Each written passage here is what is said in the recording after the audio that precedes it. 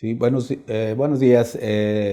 Mi nombre es el doctor David Hernández Barajas, soy profesor del Servicio de Oncología, coordinador del área de Oncología Médica y profesor coordinador del área de tumores ginecológicos. El tema de hoy dentro de los tumores ginecológicos es cáncer de ovario. Epidemiológicamente, el cáncer de ovario ocupa el quinto lugar de mortalidad en países desarrollados y la edad al momento del diagnóstico es entre los 55 y los 64 años. El riesgo de desarrollar cáncer de ovario a lo largo de la vida es de 1 en 75 mujeres, es decir, el 1.8%. Esta alta mortalidad lo vamos a mencionar en el transcurso de la clase a consecuencia de que tiene tan alta mortalidad. Los factores de riesgo para desarrollar cáncer de ovario es la edad. Como todas las neoplasias o la mayoría de las neoplasias malignas es una enfermedad de los adultos, esta no es la excepción. Es muy raro encontrar un cáncer de ovario, sobre todo los epiteliales, antes de los 40 años. La nuliparidad es otro factor de riesgo. La endometriosis, la menopausia tardía, la terapia de reemplazo hormonal, después de 10 años de estar en terapia de reemplazo hormonal, para aquellas pacientes que tienen reemplazo hormonal, por ejemplo, para el manejo del síndrome menopáusico, la infertilidad, el síndrome de ovario poliquístico y el tabaquismo. Dentro de los factores de riesgo también tenemos factores genéticos. Como todas las neoplasias malignas, aproximadamente el 10% de los cánceres son de tipo hereditario. El riesgo de desarrollar cáncer de ovario con un familiar en primer grado, llámese madre, padres, hijos o hermanos, es un 5% cuando se tiene un familiar con antecedente de cáncer de ovario. Este riesgo aumenta hasta el 9.4% cuando existen 2 o 3 familiares con el diagnóstico de cáncer de ovario. Dentro de los síndromes familiares de cáncer de ovario tenemos el cáncer de ovario hereditario, el cáncer de mama ovario, debido a la mutación del BRCA1 y BRCA2, en el cual el riesgo de desarrollar cáncer de mama o cáncer de ovario en los portadores de esta mutación del BRCA1 o BRCA2 puede ser hasta del 70%. Y el síndrome de Lynch número 2. Factores protectores para desarrollar cáncer de ovario. La multiparidad. Se menciona que cada embarazo a término reduce un riesgo hasta de un 22% de desarrollar una neoplasia maligna del ovario. El uso de anticonceptivos, la progesterona, la salpingoclasia, la histerectomía y la salpingoforectomía son también factores quirúrgicos protectores para desarrollar en un futuro cáncer de ovario. La etiología, una de las teorías es la evolución incesante, que es la teoría más aceptada. Esto tiene que ver con una sobreexposición a estímulo estrogénico sobre el epitelio ovárico, igual como el cáncer de mama y como el cáncer de endometrio. Una sobreexposición hormonal puede ocasionar algunas mutaciones en el epitelio y desarrollar en un futuro cáncer de ovario, una menarca temprana, una menopausia tardía, el no embarazarse, etc. Se manifiesta como una ovulación permanente durante un tiempo prolongado un tiempo prolongado en la vida de la paciente, es decir, presentando un mayor número de ciclos foliculares. Y la otra etiología es la exposición a gonadotrofinas. Los signos y síntomas. En etapa temprana los cánceres de ovario surgen o cursan asintomáticos o con síntomas muy inespecíficos. De hecho, el síntoma más frecuente manifestado por las pacientes es el disconfort abdominal o la plenitud abdominal. Cambios en hábitos intestinales, dispepsia, meteorismo o estreñimiento. Signos y síntomas muy inespecíficos que inicialmente desvían o nos hacen primero pensar en cualquier otra patología benigna intraabdominal, gastritis, colon irritable, síndrome dispéptico, parasitosis, etcétera.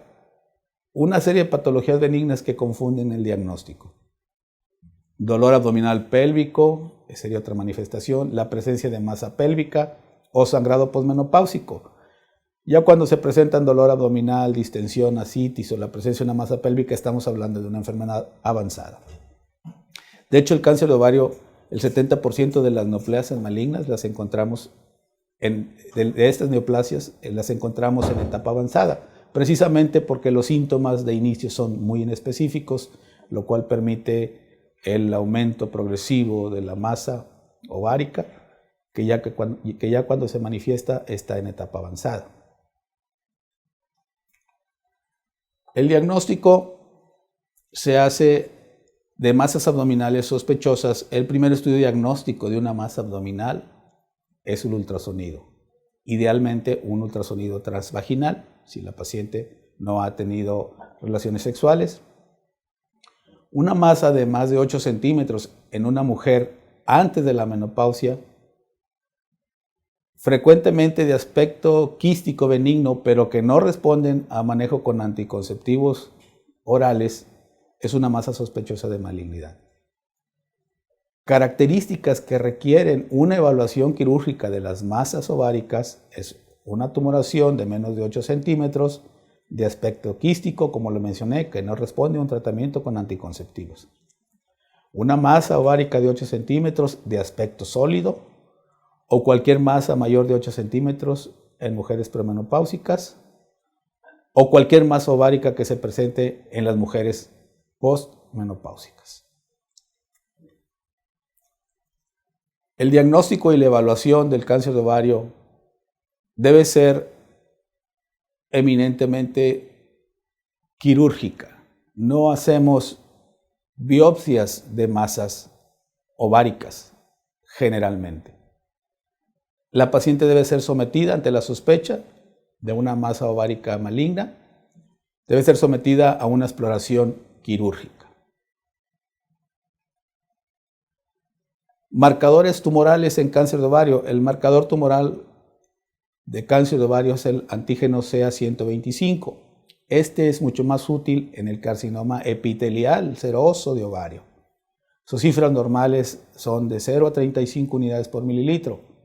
Sin embargo, es un marcador muy inespecífico, muy sensible pero poco específico. ¿Por qué? Porque se eleva también en muchas condiciones benignas, inflamatorias intraabdominales como pancreatitis, enfermedad pélvica inflamatoria, endometriosis, cirrosis, etc.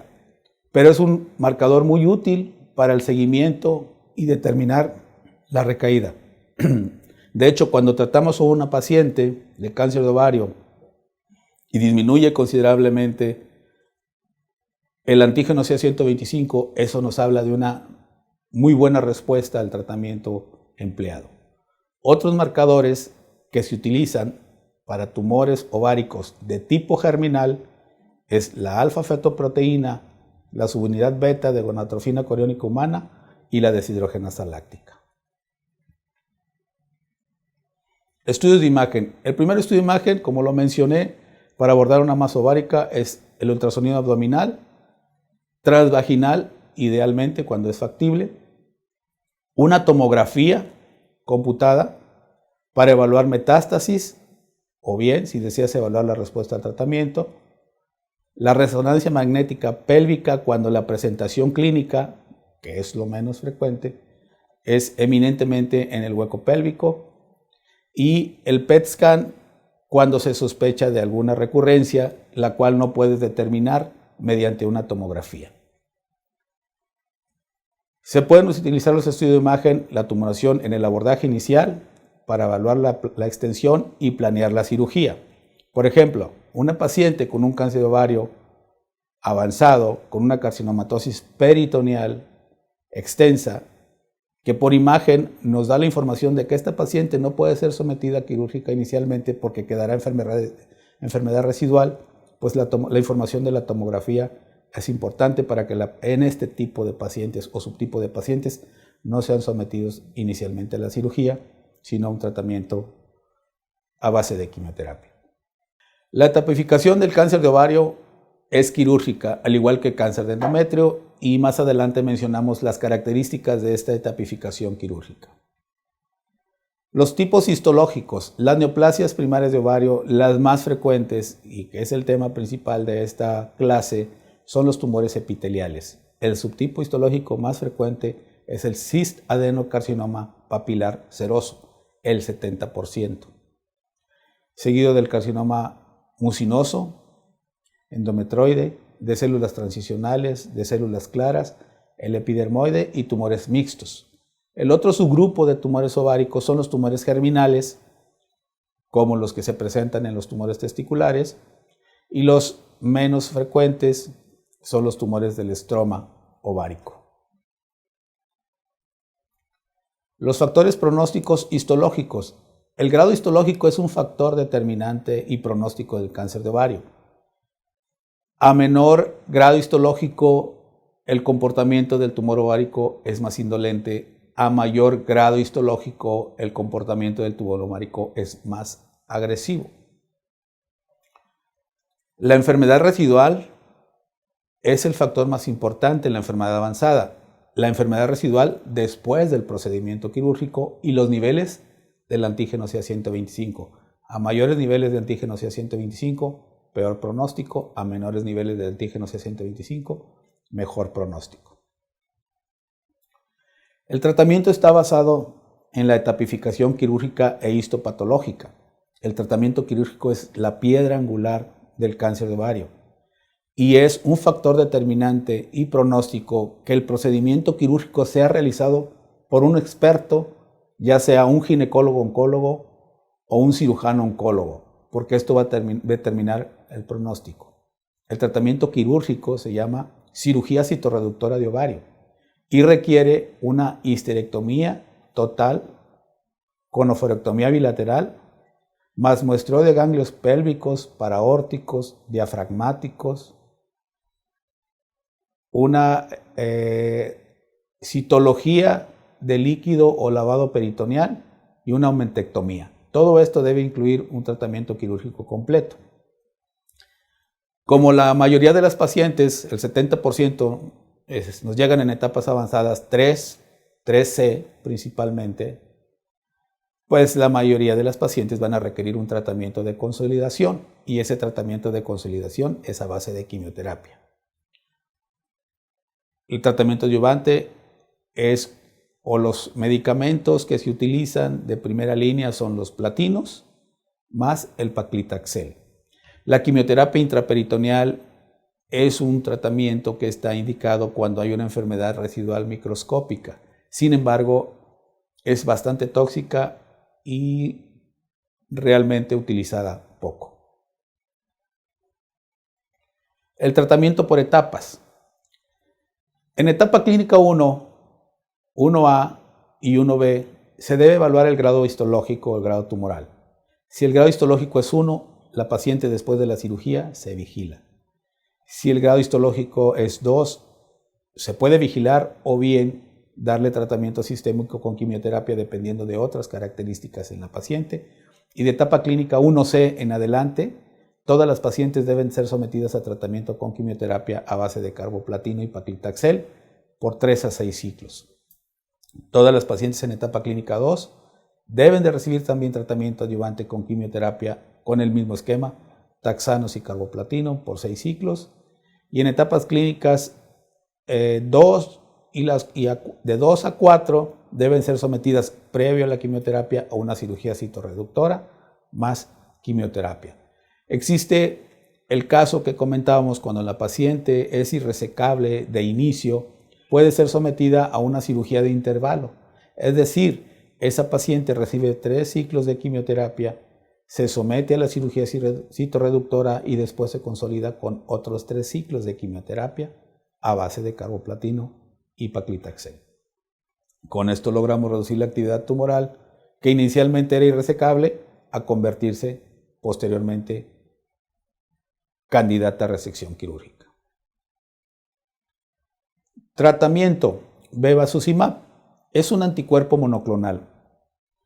Este anticuerpo monoclonal su inicial indicación era cáncer de ovario recurrente. Sin embargo, la indicación en la actualidad es en el tratamiento adyuvante de cáncer de ovario.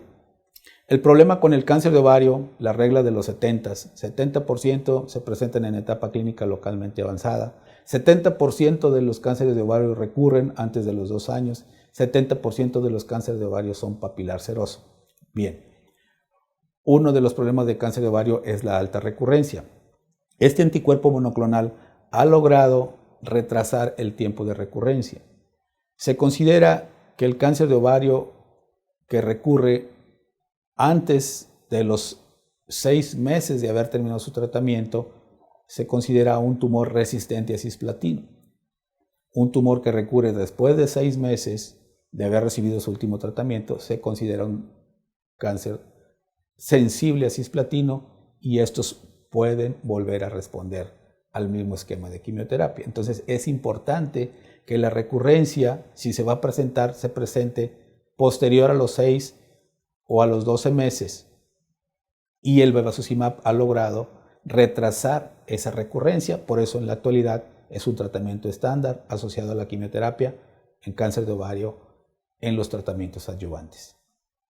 La inmunoterapia es un tratamiento innovador que está en estudio, aún no hay una indicación en primera línea de la inmunoterapia, pero están en la actualidad en evolución algunos estudios que pronto encontrará la indicación para utilizar la inmunoterapia.